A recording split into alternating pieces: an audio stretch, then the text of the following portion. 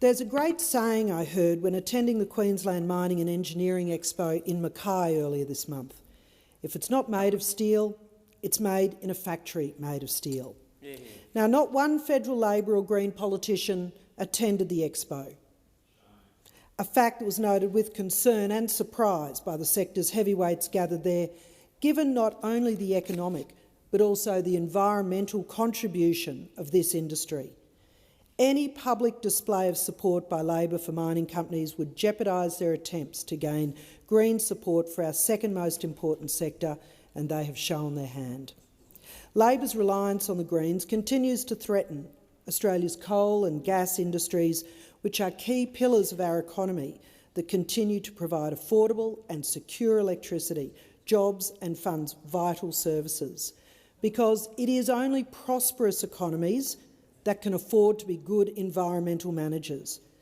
This is why we must protect the economy. The Australian resources industry is creating jobs, business opportunities and investment, especially in regional Australia. In 2020-21, the resources and energy sector accounted for around 10% of Australia's GDP. The sector's exports made up around 2/3 of Australia's total export earnings. The Greens continue to make up numbers about the sector while ignoring the fact that it is ensuring our energy security. The lessons of the past few months is that energy security equals national security for all Australians. And if you live in a mining sector and you voted for Labor or have a Labor representative, this is what you're getting: dirty deals with people who want to cut the artery to Australia's economic heart and to regional Australia. Our food, our homes, our cars, yes, even the electric ones, devices and clothes all exist thanks to mining or machines made by mining. Even the rapidly growing rare earths mining sector, a key plank in battery production for renewable energy, needs heavy steel machinery to function, and the most efficient way to make steel is using coal in blast furnaces. The Greens and their supporters reveal a lack of understanding when they make outlandish claims about coal mining. Coal is an ingredient in silicon solar panels. Wind turbines are made predominantly of steel and concrete, which are made using coal. And on most days, coal-fired power makes up 54% of our national energy generation, and gas makes up 20% of our generation. We simply cannot afford to cut new coal and gas developments.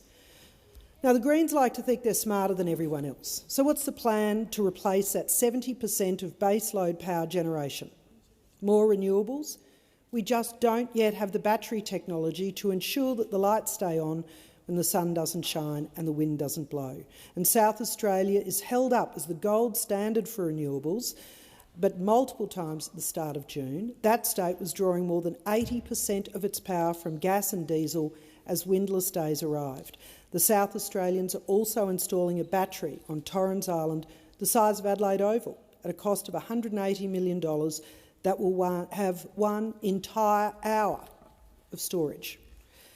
Most people support the idea of renewable energy, but we must ensure that the transition is timed to coincide with replacement baseload energy generation coming online. Not only that, we need to build new transmission lines, conservatively costed at $14 billion, from the new sources of power to the grid. AEMO is mapping transmission lines, but how many reach the regions where the renewable energy places are situated? It's why Copper String is a critical transmission line to connect the minerals province of the northwest in Queensland through to Townsville to access not only the renewable energy projects, but also to take energy to those mining projects. The transition needs to be gradual, but the Greens demand we switch off coal virtually overnight. Meanwhile, other countries are restarting coal-fired power stations or building new ones. Not only does that negate any of the meagre emission savings we make here, those countries need coal, and it should be high-quality Australian coal. By 2025, Germany will have spent more than €500 billion on renewables and is still only drawing 34% of its energy needs from renewables. Less than a month ago, due to disruption to Russian gas supplies, the German parliament was forced to pass emergency legislation to restart previously mothballed coal-fired power plants, just to keep the lights on. And media reports authorities will also bulldoze a historic church to get at coal reserves underneath. And just remember, it's still summer there. So what can they expect in the bitterly cold European winter? And that's right, it will be coal to the rescue. The German experience proves that energy security equals national security for all Australians. But while other countries recognise this, the Greens missed the memo. In 2021 alone, the world added 1.45 million megawatts of new coal-fired power. I got that from the Global Coal Plant Tracker. 80% of that is in China and India, two countries not bound by international emissions reductions agreements. And we can see in Victoria the emerging issue of energy supply, security and affordability. Coal-fired power makes up 54% of our national energy generation, and gas makes up 20% of our generation. We simply cannot afford to cut new coal and gas developments. Coal prices are at a historic high, and this is due only to one thing: demand. Demand that is tipped to grow to record levels this coming financial year. The world needs coal and gas, and customers will get it from elsewhere if they don't get it from Australia. Australia's resources industry pumped $39 billion into Australian and state government coffers in 2020-21 in royalties and taxes, and contributed a record $301 billion to the economy.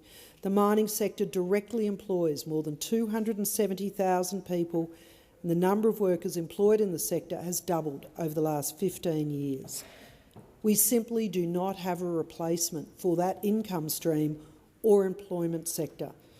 Employment in the sector grew by 11% in the year to February 2022, creating over 25,000 new jobs. The resources sector provides jobs and opportunities in many rural and regional areas that have been doing it tough. The renewable projects will not bring those same number and well-paid jobs. And in my short time as Shadow Minister, I've met with dozens of mining executives and seen the extraordinary measures being implemented to protect the environment. In fact, more environmental scientists are employed by mining companies than anywhere else. The Queensland Resources Council states that about a quarter of Queensland mines use renewable energies. 2/3 of the state's resource companies plan to invest in lowering their emissions in the next 12 months, and 40% of them are already actively investing in low-emissions technology. The International Energy Agency World Energy Outlook projects that total coal, oil and gas demand will grow. The IEA confirms that coal and gas will remain an important part of the world's energy mix for decades into the future, with coal remaining the single largest source of electricity in 2040, which means that gas and coal will continue to play a vital role in Australia's energy mix for the foreseeable future. The Greens base their demands on a desire to prevent tree clearing and reducing emissions, but this is the same party that, while it demands governments build 1 million new homes, but at the same time oppose any new residential development that requires even minor tree clearing. They don't seem to protest about the trees cleared for wind and solar projects, showing a selective outrage that destroys credibility. The mining industry would employ more environmental scientists, invest more into environmental surveys and research, and operate under some of the world's strictest environmental laws. We should be encouraging these experienced, mature players to ramp up operations, employ more people on double the average wage, and provide the royalties and taxes that pay for infrastructure. If we follow the Greens' leads, we would sacrifice the thousands of mum and dad businesses that mining supports and supports scores of regional towns. Gas is still in huge demand in Australia and around the world, not just for energy production, but also for urea production, a critical part of agricultural fertilisers, and AdBlue, a component for the agricultural industry and transport industry. Australia can have a plan to utilise more renewables, but good planning takes time. This fanciful notion from the Greens should not be supported. It is the green tail wagging the Labor dog. Senator Shoebridge.